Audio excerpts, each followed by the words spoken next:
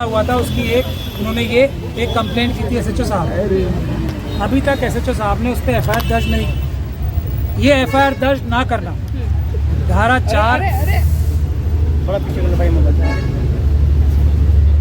4 SC/ST act के तहत cognizable offence है। आज हम ओरली आके ड्यूटी ऑफिसर साहब को एसएचओ साहब के खिलाफ एफआईआर करने के लिए गुजारिश करके गए हैं, कंप्लेंट की है ओरल। और हम कल फिर आएंगे यहाँ पे अपनी आज की कंप्लेंट के ऊपर क्या कार्रवाई की है एसएचओ साहब ने, खुद अपने खिलाफ एफआईआर की है या नहीं की है ये जानने। और ऑब्वियसली अगर आज की कंप्लेंट पे भी एफआईआर नहीं की तो कल दूसरी एक कंप्लेंट और करेंगे कि आज की कंप्लेंट के ऊपर भी कल एक और एफआईआर दर्ज करें। ये भारत का संविधान है, ये भारत का कानून है, SC/ST एक्ट है।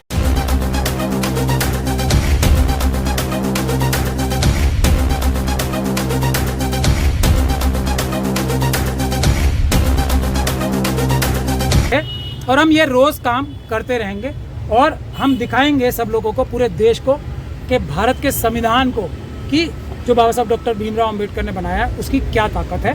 और आम नागरिकों को भारत के संविधान के ऊपर से पूरा भरोसा रखना चाहिए, किसी भी हालत में संविधान के ऊपर से विश्वास नहीं तोड़ना चाहिए।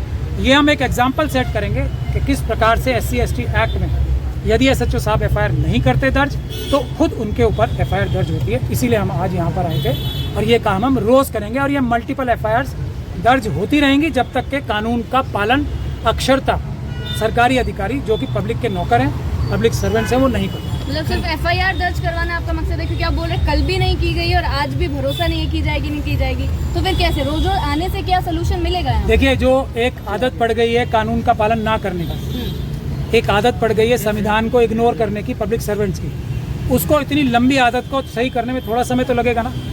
और ये कौन करेगा? अम्बेडकरवादी करेंगे ना काम। तो वही हम कर रहे हैं। आप लोगों से हमारी गुजारिश है कि हमारा सहयोग करें। देश के जनता का संविधान के ऊपर से विश्वास नहीं टूटना चाहिए। लोगों को नजर आना चाहिए कि पीसफुल प्रोटेस्ट से, संवैधानिक तरीकों से हर एक व्यक्ति को न्याय मिलेगा। पुलिस के अधिकारी, सरकारी अधिकारी कोई कानून से और संविधान से ऊपर नहीं है। अगर वो अपराध करेंगे तो वो भी जेल जाएंगे। यही हमें देश के नागरिकों को दिखाना है करके, उसी को दिखाने के लिए हम ये एक मॉडल टेस्ट केस करके आएंगे। अभी IIT के 2 छात्रों की भी एक मर्डर की एफआईआर आप लोगों को जान के हैरानी होगी। अभी तक 2-2.5 महीने हो गए, 1 महीना हो गया, एफआईआर तक दर्ज नहीं की है। तो उसमें भी हम SHO साहब के खिलाफ, DCP साहब के खिलाफ एफआईआर दर्ज कराएंगे और इसी प्रकार से उसको भी हम फॉलो। सर, अभी देखा गया है आप लोगों को रोका जा रहा था, पुलिस की बदतमीजी हुई है यहाँ पर। कोई बात नहीं, इतनी छोटी बहुत ही, अब इतने लंबे सालों का जो आदत पड़ी हुई है, इन बातों पे हम ध्यान नहीं दे रहे हैं। छोटी मोटी धीरे धीरे करके आदत पड़ेगी पुलिस को भी कि उनको ये पता लगे कि जो आम नागरिक हैं उनके मालिक हैं और वो देश की जनता के नौकर हैं, यानी कि पब्लिक सर्वेंट है। ये धीरे धीरे करके आदत पड़ेगी। फिर आपने देखा ना, जैसे ही हमने उनसे गुजारिश की फिर उन्होंने हमें जाने दिया, रिस्पेक्टफुली बात की। लेकिन हमारी लड़ाई उनसे नहीं है ना, हमारी लड़ाई संवैधानिक है, कानूनी है। उनको कानून का पालन करना है, हमें भी कानून का पालन करना है। यही हमारी लड़ाई है और कोई हमारी किसी से लड़ाई नहीं। डॉक्टर रितु के साथ क्या घटना होती है उसके बारे में जरा एक बार आप। डॉक्टर रितु इस बात को बार बार बता चुकी है, मैं भी बार बार बता चुका हूँ कि डॉक्टर रितु को पायल तड़वी, रोहित वेमुला, चंद्रशेखर प्रोफेसर जो जम्मू के थे, उनकी तरह मजबूर किया जा रहा था कि वो भी आत्महत्या करें। चार्जशीट फाइल हो गई, ये साबित हो गया कि प्रिंसिपल साहिबा ने पुलिस की नज़र में इतना बड़ा अपराध किया है, उसके बावजूद भी उनका अरेस्ट ना होना, इसके बावजूद भी पुलिस का उनकी मदद करना, इसके बावजूद भी उनको वाइस चांसलर द्वारा उनके पद से ना हटाना, इसके बावजूद भी RSS और BJP का उनको सपोर्ट करके पुरस्कार देना जो कि सरकार चला रहे हैं, इसके बावजूद भी जो प्रिंसिपल्स एसोसिएशन है दिल्ली यूनिवर्सिटी की, उनको अपना एक चार्जशीटेड प्रिंसिपल को जो फोर्जरी करते हुए चार्जशीटेड है उनको अपना जनरल सेक्रेटरी चुनना, ये इस देश में जो हो रहा है इसी को हाईलाइट करने के लिए हम लोग संघर्ष कर रहे हैं। ये सिर्फ डॉक्टर रितु के साथ नहीं हो रहा है, ये पूरे देश में हर एक पढ़े लिखे SC/ST के व्यक्ति के साथ हो रहा है, OBC के व्यक्ति के साथ हो रहा है, माइनॉरिटी के व्यक्ति के साथ हो रहा है, महिलाओं के साथ भी हो रहा है। उन सभी को न्याय दिलवाने के लिए ये लड़ाई मिशन सेव कॉन्स्टिट्यूशन ने डॉक्टर रितु को एक रोल मॉडल बना के शुरू की है।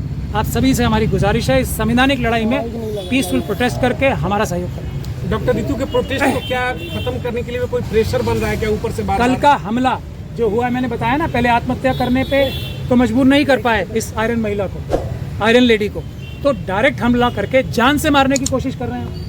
कभी तो डरेगी, कभी तो बीमार होके मरेगी, कभी तो इसको हम हमला करके ही मार देंगे। ये हो रहा है और ये मोदी जी बेटी बचाओ बेटी पढ़ाओ का जो झूठा नारा लगाते हैं उसकी प्रकाष्ठा है कि उन्हीं के संगठन आरएसएस ने इस ऐसी प्रिंसिपल को पुरस्कार दिया है। अभी टीचर्स डे में पुरस्कार दिया है, कितने शर्म की बात है। और उन्हीं के जो प्रिंसिपल्स हैं, प्रिंसिपल्स कैसे वोट देते हैं हमें सबको पता है, सरकारी अफसर हैं तो सरकार के दबाव में ही वोट देते हैं। उनको मजबूर किया है कि ऐसी प्रिंसिपल को जो चार्जशीट है फोर्जरी में उसको जनरल सेक्रेटरी बनाए। तो ये मोदी जी की डायरेक्ट बर्धस्त से हो रहा है सब कुछ। ऐसा नहीं है कि हमारे प्रधानमंत्री जी को आईबी रिपोर्ट नहीं देती होगी, ऐसा नहीं है कि दिल्ली पुलिस उनको रिपोर्ट नहीं देती होगी। हर सुबह आईबी की रिपोर्ट जाती है ना। बेटी बढ़ाओ बचाओ बेटी पढ़ाओ बेटी बचाओ का जो उनका नारा है, अगर उसके प्रति वो 1% भी सीरियस होते तो डॉक्टर रितु के केस में वो पर्सनली इंटरवीन करते। G20 में वहाँ पे और बहुत सारी दूसरी जगह जो वो जाम छलका रहे हैं अच्छे अच्छे कपड़े पहन के, वैसा काम नहीं करते। डॉक्टर रितु के सुरक्षा को लेकर भी कोई आश्वासन मिला आप लोगों को कि प्रशासन के द्वारा प्रोटेस्ट के दौरान उनको सुरक्षा दी जाएगी? देखिए, जब मारने वाले वही हैं और पुलिस पे दबाव, अगर पुलिस को निष्पक्ष रूप से काम करने दिया जा रहा हो तो अब तक डॉक्टर रितु को तो राउंड द क्लॉक सिक्योरिटी होती ना। उनका तो अधिकार ये 2 साल से है जो उनको नहीं दिया गया। और दिल्ली पुलिस की स्पेशल सेल ने एक झूठी रिपोर्ट फाइल की ताकि उनके ऊपर दबाव बना रहे, उनको हत्या करने की कोशिश का मौका दिया जाता रहे इस प्रिंसिपल को और उसके जो को कॉन्स्पिरेटर्स हैं। और अब उन को कॉन्स्पिरेटर्स में वाइस चांसलर साहब और जो प्रॉक्टर साहिबा हैं उनका नाम भी जुड़ गया है। अब उनके खिलाफ भी पूरे सबूत आ चुके हैं कल की घटना के बाद। तो आप समझ सकते हैं कि उनको सुरक्षा ना देना तो इस साजिश का हिस्सा है ना, जिसमें स्पेशल सेल दिल्ली पुलिस भी शामिल है। तमाम